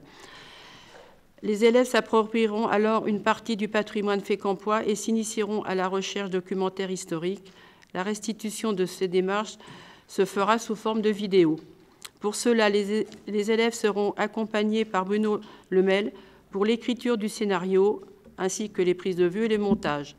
La pratique artistique permettra aux élèves de bénéficier d'une approche de langage et des métiers de la vidéo et de s'initier à la réalisation. Le film, une fois réalisé par les jeunes, sera accessible sur la page YouTube de la ville, avec les QR codes évidemment. Donc des plaques de rue sur les lieux implantés. Toute personne souhaitant visiter ces ressources pourra le faire vis-à-vis de son smartphone et du spam du QR code. Ce projet permettra d'une part l'appropriation de l'histoire de la ville par les adolescents qui deviendront à leur tour passeurs ou révélateurs auprès de leur génération, mais aussi de tous les publics. Le budget du projet est estimé à 3 500 €. Compte tenu de ce qui présente, nous demandons de bien vouloir autoriser Monsieur le maire ou son représentant à effectuer toutes les démarches nécessaires pour solliciter le soutien financier au montant le plus élevé auprès de la DRAC Normandie, de l'Éducation nationale et du département de la Seine-Maritime. Nous vous invitons à en délibérer. Merci Marie-France. Est-ce qu'il y a des prises de parole? Oui, lors de la réunion de la commission, j'avais demandé à ce que Valentin Feldman soit ajouté à la liste. Je lis Wikipédia. Engagé volontaire en 1939, il décide de partir volontaire aux armées. Alors qu'il bénéficie d'une réforme pour une maladie de cœur, il est affecté dans une compagnie hippomobile à Redel-Erten, où il entame en janvier 1940 la rédaction de ce qui devient son journal de guerre. Surpris par l'attaque allemande du 10 mai, Il subit avec son unité de nombreuses attaques aériennes et manque d'être tué lors du bombardement de Toussy dans l'Yonne. Pour sa conduite au feu, il obtient la Croix de guerre. Nommé en octobre 1940 à Dieppe, Valentin Fellman reste long mois sous la menace de révocation en vertu du statut des Juifs. Sa distinction militaire lui a fait une dérogation, mais il doit se faire recenser. Et il est fusillé en 1942 comme résistant au Mont-Valérien. Et je pense que c'est quand même... On aura l'occasion, en effet, là on est sur les premiers noms qui ont été, vous voyez que c'est déjà une deuxième étape par rapport au pavé de mémoire. Ce sera l'occasion en effet de pouvoir avoir peut-être d'autres personnes associées par la suite sur une deuxième étape en tout cas. Je dois signaler que Valentin a déjà une salle à son nom au lycée à Fécamp. Mais en effet, ce sera sans doute à étudier pour la prochaine fois. Est-ce qu'il y aura d'autres, bien sûr, événements de la même sorte, devoir de mémoire. Nous invitons à en délibérer. Est-ce qu'il y a d'autres prises de parole? Je n'en vois pas. Je mets aux voix. Qui est contre? Qui s'abstient? Unanimité, merci. Je reviens sur la délibération numéro 11 concernant la demande d'extension d'un élevage. Si vous en êtes d'accord, on va demander au conseil municipal de ne pas se prononcer, puisque nous n'avons pas les éléments. Nous avons deux possibilités, soit on ne se prononce pas, soit on vote contre. Donc moi je vous propose de ne pas se prononcer, compte tenu des événements, des éléments qui nous manquent sur... Très clairement, on nous demande d'émettre un avis concrètement dessus. Si on reporte la délibération, ça voudrait dire presque un avis tacite du conseil municipal. Donc là, autant acter le fait que le conseil municipal ne rend pas d'avis sur cette délibération. Ou bien on vote contre, mais pareil, voter contre sur quelle base aussi, sur quelle base Si intellectuellement on essaye d'être objectif, ni d'un côté ni de l'autre on a les moyens de se prononcer ou même d'en débattre. En tout cas moi j'en ai pas les arguments pour défendre une opinion ou une autre. Le fait de ne pas se prononcer, alors qu'avant on ne demandait pas l'avis du conseil municipal, ça se faisait sur une décision administrative. Là on demande au conseil municipal de le faire, mais sur quelle base Donc à part, on peut faire aussi la politique générale, c'est-à-dire d'indiquer un petit peu des éléments que vous avez pu évoquer, mais est-ce qu'aujourd'hui objectivement on a des éléments pour pouvoir dire oui ou non, ou avoir un débat constructif sur cette délibération, sur cet élevage-là. Moi, je ne veux pas non plus qu'on stigmatise non plus cet élevage qui est quand même nominativement désigné sur une politique plus générale. Sur l'élevage et sur le dossier qui est en annexe, oui, on a des éléments. Oui, il y a quand même des éléments. Oui. Qui sont quand même, enfin, on va peut-être pas refaire le débat là maintenant, et en tout cas, vous n'avez pas de votre côté bien en tête les éléments, donc je ne vais pas essayer de vous convaincre. Moi, ce qui me gêne, c'est de ne pas se prononcer. Ne pas se prononcer, c'est tacitement accepter que, alors qu'il y a des risques. C'est-à-dire qu'il y a des risques pour Fécamp, pour la qualité de l'eau, pour la préservation de la ressource. Et ça, en responsabilité, on ne peut pas vis-à-vis des citoyens et des habitants faire comme si on ne sait pas, donc on ne se prononce pas. On a encore quelques jours, me semble-t-il, pour émettre un avis. Il y a une autre consultation, une autre enquête publique sur le programme de protection de la zone de captage. Je pense que c'est important. Enfin, je pense que ça nous intéresse tous. Ça intéresse les Fécampois, la manière dont on va protéger nos zones de captage et protéger la ressource. Moi, ce que je vous propose, c'est d'organiser une autre réunion où on aura eu le temps tous de lire le dossier, de se former et de faire venir des experts. Là, concrètement, on doit se réunir sous 15 jours. C'est-à-dire qu'on doit faire un conseil municipal à nouveau. D'accord. J'imagine pas qu'on puisse refaire un conseil municipal dans ces délais-là. Je veux dire, encore une fois, on est dans l'urgence et on nous demande de prendre un avis. Encore une fois, c'est un avis. Je veux dire, notre avis, il sera pris en compte ou il ne sera pas pris en compte. Très clairement. Là, on va faire de la communication plus qu'une décision qui est génératrice d'un droit. Là, la délibération, c'est un avis qui est donné. C'est pas une décision du conseil municipal d'autoriser ou de ne pas autoriser, qu'on soit bien d'accord. On a juste à se prononcer si oui ou non on donne un avis ou pas. me prends la parole, vas-y, si tu veux.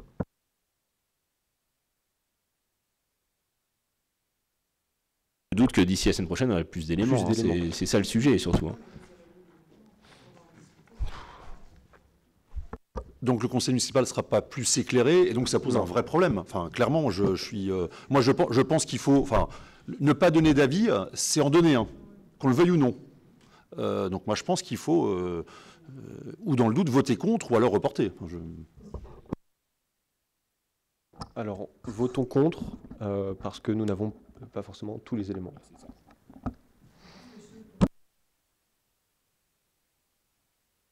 On entend votre point. Et du coup, on vote contre sous ton contrôle, David. On va mettre aux voix et moi je vous propose de voter contre si vous en êtes d'accord. Parce que c'est du direct, hein, vous voyez, on n'a pas de concertation. Moi, je veux dire, mes collègues ont aussi leur liberté de conscience. Donc on va mettre aux voix tout simplement. Et émettre un avis défavorable. Un avis défavorable, hein, on est d'accord. Donc je mets aux voix qui souhaitent émettre un avis défavorable. Donc unanimité, qui souhaite émettre un avis favorable, s'abstenir, donc unanimité, avis défavorable.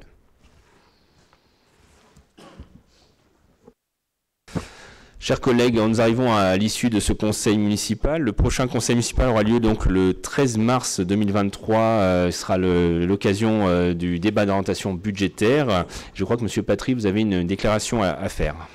Une déclaration rapide, hein, pour vous annoncer seulement qu'il s'agissait donc ce soir de mon dernier conseil municipal puisque je démissionne dès demain.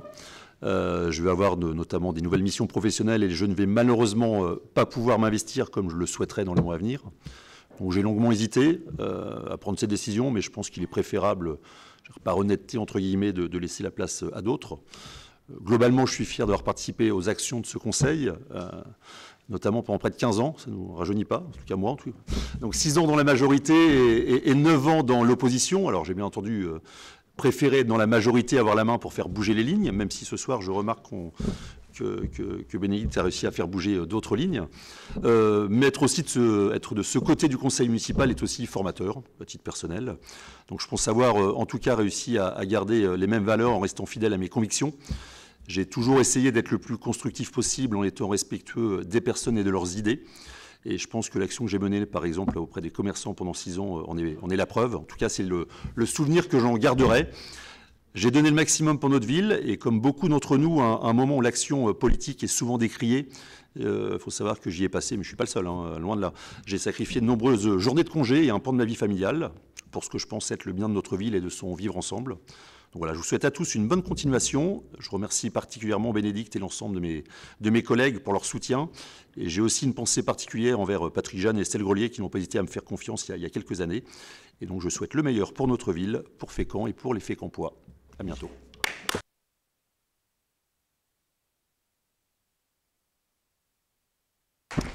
Monsieur Patry, cher Emmanuel, c'est avec regret aussi qu'on voit quitter ce conseil municipal, parce que nous avons eu beaucoup de plaisir. Moi, je dis le mot de plaisir à échanger, parfois dans un échange d'opposition, parce que nous avons été aussi dans l'opposition lorsque vous étiez dans la majorité. Mais en tout cas, ça a toujours été des échanges avec beaucoup de respect. Et ce respect, ce soir, je tenais à vous le témoigner avec beaucoup de sympathie. Merci à vous.